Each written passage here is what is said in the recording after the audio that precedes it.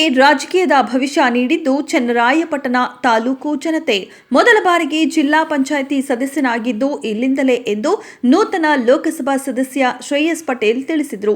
ಲೋಕಸಭಾ ಚುನಾವಣೆಯಲ್ಲಿ ಅಭೂತಪೂರ್ವ ಗೆಲುವನ್ನು ಸಾಧಿಸಿದ ಬಳಿಕ ಚನ್ನರಾಯಪಟ್ಟಣಕ್ಕೆ ಆಗಮಿಸಿದ ಶ್ರೇಯಸ್ ಅವರು ಪಟ್ಟಣದ 40 ಅಡಿ ಆಂಜನೇಯ ಸ್ವಾಮಿ ದೇವಸ್ಥಾನದಲ್ಲಿ ಪೂಜೆ ಸಲ್ಲಿಸಿ ಕಾರ್ಯಕರ್ತರನ್ನ ಉದ್ದೇಶಿಸಿ ಮಾತನಾಡಿ, ಹೊಳೆ ನರಸೀಪುರ ನನ್ನ ಹುಟ್ಟೂರಾದರೆ ಚನ್ನರಾಯಪಟ್ಟಣ ನನ್ನ ರಾಜಕೀಯದ ಭವಿಷ್ಯ ರೂಪಿಸಿದ ತಾಲೂಕು. ನನ್ನ ಉಸಿರಿರುವವರೆಗೂ ಮರೆಯುವುದಿಲ್ಲ. ತಾಲೂಕಿನಿಂದ ಅತಿ ಹೆಚ್ಚು ಮತ ನೀಡಿ ಗೆಲುವಿಗೆ ಸಹಕರಿಸಿದ ಎಲ್ಲರಿಗೂ ಧನ್ಯವಾದಗಳು. ಜಿಲ್ಲೆಯಲ್ಲಿ ಭ್ರಷ್ಟಾಚಾರ ಹೆಚ್ಚಿದ್ದು ಅದನ್ನು ತಡೆ ಹಿಡಿಯುವ ಕೆಲಸವಾಗಬೇಕು. ಕಾಂಗ್ರೆಸ್ ಪಕ್ಷವನ್ನ ಸದೃಢವಾಗಿ ಕಟ್ಟಲು ಜಿಲ್ಲೆಯಲ್ಲಿ ಪ್ರಾಮಾಣಿಕ ಕೆಲಸ ಮಾಡುತ್ತೇನೆ.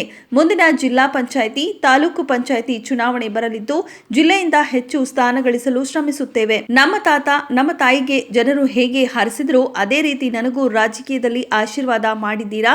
ನಿಮ್ಮಗಳ ಯಾವುದೇ ಕೆಲಸವಾಗಬೇಕು ಎಂದರೂ ಬನ್ನಿ, ಕೆಲಸ ಮಾಡಿಕೊಡುತ್ತೇವೆ ಎಂದರು. ಪಟ್ಟಣದ ಸರ್ಕಾರಿ ಆಸ್ಪತ್ರೆಯಿಂದ ಕಾರ್ಯಕರ್ತರ ಜೊತೆ ನಡೆದುಕೊಂಡು ದೇವಸ್ಥಾನಕ್ಕೆ ಆಗಮಿಸಿದ ಶ್ರೇಯಸ್ ಪಟೇಲ್ ಅವರಿಗೆ ಅದ್ದೂರಿ ಸ್ವಾಗತ ಕೋರಿ ದೇವರಿಗೆ ಪೂಜೆ ಸಲ್ಲಿಸಿದರು. ಬಳಿಕ ಕಾರ್ಯಕರ್ತರು ಪಟಾಕಿ ಹೊಡೆದು ಸಿಹಿ ಹಂಚಿ ಕುಣಿದು ಕುಪ್ಪಳಿಸಿದರು. ಇದೇ ಸಂದರ್ಭದಲ್ಲಿ ಮಾಜಿ ಶಾಸಕರುಗಳಾದ CS Puttegowda, MA Gopalaswamy, block Congress ಅಧ್ಯಕ್ಷ ಪಿಎ ಮಂಚಣ್ಣ, ಯೂತ್ ಕಾಂಗ್ರೆಸ್ ಮಾಜಿ ಅಧ್ಯಕ್ಷ ಯುವರಾಜ್, ಗ್ಯಾರಂಟಿ ಯೋಜನಾ ಸಮಿತಿ ಅಧ್ಯಕ್ಷ ಎಲ್ಪಿ ಪ್ರಕಾಶ್ ಗೌಡ ಸೇರಿದಂತೆ ಇತರರು ಹಾಜರಿದ್ದರು.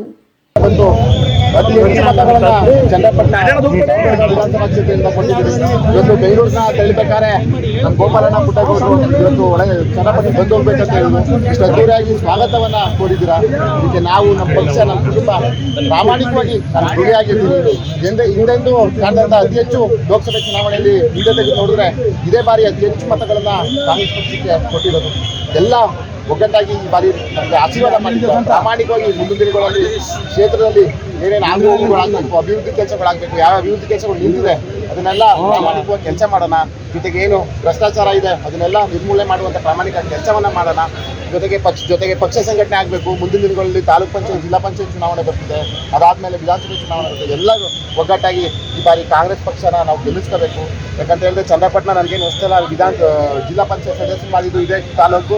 ಇವತ್ತು ಇದೇ ತಾಲೂಕು ಅತಿ ಹೆಚ್ಚು ಮತದಿಂದ ನಾನು ಲೋಕಸಭೆ ಸದಸ್ಯನಾಗಿದ್ದೀನಿ. ನಿಮ್ಮೆಲ್ಲರ ಆಶೀರ್ವಾದದಿಂದ ನಾವು ಆಗಿದ್ದೀವಿ.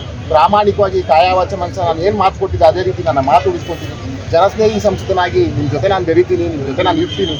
ಯಾವಾಗಲೂ ನಾನು, ನಮ್ಮ ಕುಟುಂಬ, ನಮ್ಮ ಮನೆ ನಿಮ್ಮ ಜೊತೆ ಇರ್ತದೆ. ಕ್ಷೇತ್ರದಲ್ಲಿ ನಮ್ಮ ಮಾಜಿ ಶಾಸಕ ಪುಟ್ಟೇಗೌಡರು, ನಮ್ಮ ಗೋಪಾಲಣ್ಣ, ನಮ್ಮ ಸೋದರ ಗೋಪಾಲಣ್ಣರವರು, ರಾಮಚಂದ್ರನವರು, ಕೆ ಮಂಜಣ್ಣರವರು, ನಮ್ಮ ದೀಪು ಅಣ್ಣ ಎಲ್ಲ ಒಗ್ಗಟ್ಟಾಗಿ ಮಾಡೋಣ. ಪಕ್ಷನ ಉಳಿಸೋಣ, ಪಕ್ಷನ ಬೆಳೆಸೋಣ ಅಂತ ಹೇಳ್ತಾ ಇವತ್ತು